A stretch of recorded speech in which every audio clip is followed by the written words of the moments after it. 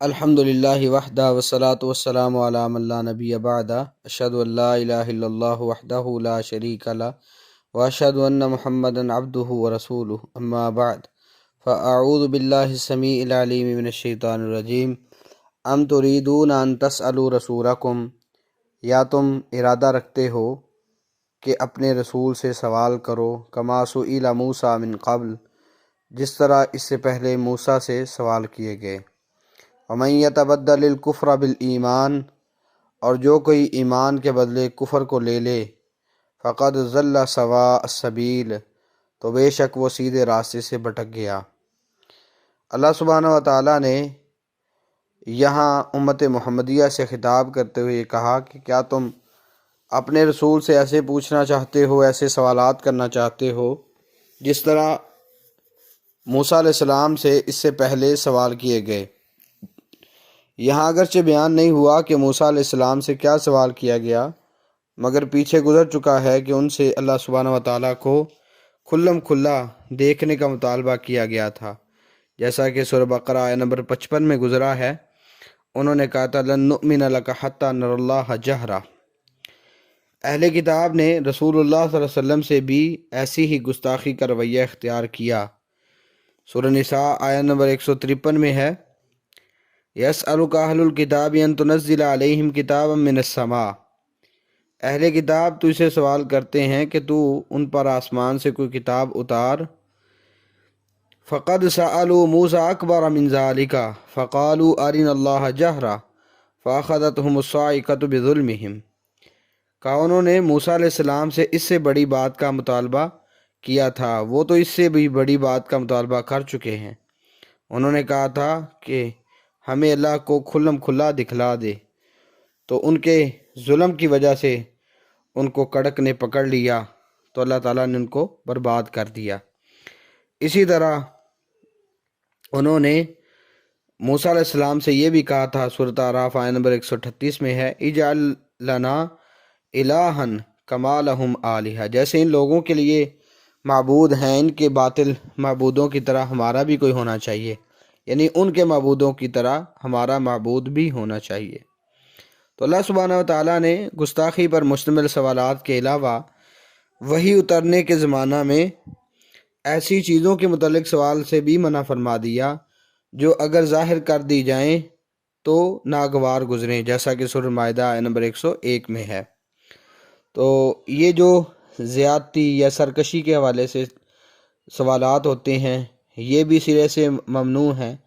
یہ بھی انسان نہیں کر سکتا۔ اسی طرح ایسے سوالات جو غیر ضروری ہیں وہ بھی نہیں کرنے چاہیے، شریعت نے ان سے بھی منع کیا ہے۔ جہاں تک تعلق ہے گستاخانہ سوالات کا، تو اللہ سبحانہ و تعالیٰ نے ایمان کے بدلے کفر کو اختیار کرنا قرار دیا ہے، یعنی ایسے سوالات کے حوالے سے اللہ سبحانہ و تعالیٰ نے ایمان کے بدلے کفر کو اختیار کرنا قرار دیا ہے۔ اسی طرح سوالات کے حوالے سے غیر ضروری مسائل پوچھنے کے حوالے سے شریعت رہنمائی کرتی ہے کہ ایسے سوالات نہیں کرنے چاہیے۔ نبی صلی اللہ علیہ وسلم نے یہاں تک کہا تھا، صحیح بخاری حدیث نمبر 7288 ہے فَإِنَّمَا أَهْلَكَ مَنْ كَانَ قَبْلَكُمْ كَثْرَةُ سُؤَالِهِمْ، کہ تم سے پہلے لوگوں کو کثرت سوال نے ہی ہلاک کیا تھا۔ اسی طرح اس سے اگلی روایت میں ہے نبی صلی اللہ علیہ وسلم نے فرمایا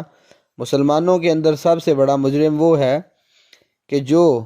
کسی ایسے مسئلے کے بارے میں پوچھتا ہے جو حرام نہیں ہے لیکن اس کے پوچھنے کی وجہ سے وہ حرام ہو جائے۔ یہ سابقہ روایت سے اگلی روایت بخاری میں موجود ہے۔ اسی طرح صحیح بخاری میں 6473 نمبر پہ روایت ہے، نبی صلی اللہ علیہ وسلم نے منع کیا قیل و قال سے، اور اسی طرح کثرت سوال سے، ٹھیک ہے، اور مال کو ضائع کرنا، یعنی نبی صلی اللہ علیہ وسلم نے ان چیزوں سے صحابہ کرام رضوان اللہ مجمعین کو منع کیا تھا۔ تو صحابہ نبی صلی اللہ علیہ وسلم کا ادب کرتے تھے، تو آپ صلی اللہ علیہ وسلم سے بہت ہی کم سوال کرتے تھے، بلکہ انس ابن مالک رضی اللہ تعالیٰ عنہ بیان کرتے ہیں، صحیح مسلم کی حدیث ہے، کہتے ہیں ہمیں اس چیز سے روکا گیا تھا کہ ہم رسول اللہ صلی اللہ علیہ وسلم سے کوئی چیز پوچھیں، ٹھیک ہے، تو ہمیں یہ چیز اچھی لگتی تھی کہ کوئی دیہاتی آئے، سمجھدار آئے، وہ نبی صلی اللہ علیہ وسلم سے کوئی بات پوچھے تو ہم نبی صلی اللہ علیہ وسلم کی بات سنیں، اس دیہاتی کے سوال کی وجہ سے جو آپ بولیں، تکلم فرمائیں، ہم وہ سن کر اس کے مطابق اپنے اعمال درست کریں اور دین کو سیکھ لیں۔ یعنی نبی صلی اللہ علیہ وسلم کے سامنے سوال کرنے سے صحابہ ہچکچاہٹ محسوس کرتے تھے اور ڈر محسوس کرتے تھے کوئی ایسی بات ہم نہ کر دیں کہ جو اللہ رب العالمین کو پسند نہ آئے۔ تو یہ تعنت کے حوالے سے سرکشی کے سوالات تھے، ان سے شریعت نے منع کیا ہے۔ تو ساتھ فرمایا ہے کہ جو کفر کو ایمان کے بدلے پسند کرے گا تو ایسا شخص گمراہ ہو جائے گا۔ تو مطلب یہ ہے کہ ایسے کاموں کی وجہ سے انسان بھٹک جاتا ہے، تو صراط مستقیم کی پیروی کرنی چاہیے اور ایسے راستوں کے اوپر نہیں چلنا چاہیے، وگرنہ انسان سیدھے رستے سے بھٹک جاتا ہے۔ باقی ضروری سوالات کرنے کی تو رخصت شریعت نے دی ہے، بلکہ ترغیب دلائی ہے۔ سورہ نحل آیہ نمبر 43 میں ہے، اسی طرح سورہ انبیاء آیہ نمبر 7 میں ہے، فَاسْأَلُوا أَهْلَ الذِّكْرِ إِن كُنتُمْ لَا تَعْلَمُونَ، کہ تم ذکر والوں سے پوچھو اگر تم نہیں جانتے۔ تو ضرورت کے وقت سوال کرنے میں حرج نہیں ہے، لیکن غیر ضروری سوالات سے شریعت نے روکا ہے، اسی وجہ سے لوگ تباہ ہوئے۔ ہمیں اس طرح کے کاموں سے بچنا چاہیے، اگرچہ یہ امت بھی سابقہ امتوں کے قدموں پہ قدم رکھے گی جیسا کہ بخاری کی حدیث میں ہے، لیکن ہم کوشش کریں کہ ایسے اعمال سے بچیں تاکہ ہم ان کی طرح اللہ تعالیٰ کا غضب اور دیگر اللہ کے عذابوں سے ہم محفوظ رہ سکیں۔ اللہ سے دعا اللہ تعالیٰ ہمیں کتاب و سنت میں عمل کی توفیق دے۔ السلام علیکم ورحمۃ اللہ وبرکاتہ۔